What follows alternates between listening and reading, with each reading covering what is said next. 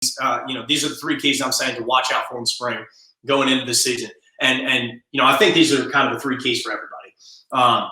One, the Rebels have to find their new number one wide receiver. Last year, as we said, Elijah Moore caught 86 passes, didn't play in the final 2 games of the season. Kenny Yeboah, I believe, caught 27. That was number 2. And then behind him, you had a collection of Dontario Drummond, Jonathan Mingo, Braylon Sanders, guys like that. A few Chase Rogers, type of guys.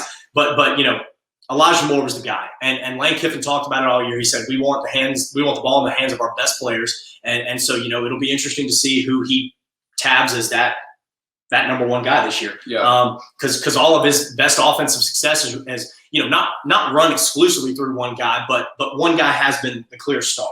And so, going into this year, it's going to be interesting. You've got Dontario Drummond, Jonathan Mingo, Braylon Sanders, Jaden Jackson, and then you got Brandon Buckhalter, a newcomer, and Quay Davis, the JUCO transfer. So you've got a bunch of guys who played college ball before. Brandon Buckhalter being the lone exception of guys never taken a college snap before.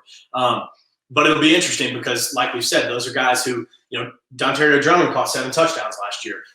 Jonathan Mingo had some flashes at times. I believe he had a 2-touchdown game against Kentucky. Yeah.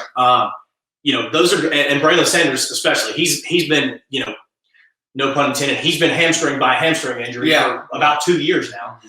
But he's got probably the best hands on the team. He's got great hands. He's been electric for the Rebels in the past when he's been healthy. And so, could be one of those 3 guys, but like we said, it could be a newcomer in Quay Davis or Brandon Buckhalter or Jaden Jackson, who really just not a newcomer, but a guy who just really didn't do a whole lot last year. Just didn't have his number called very often.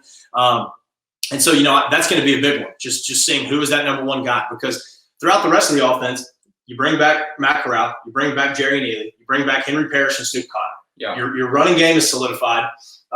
Your offensive line is pretty much all but solidified.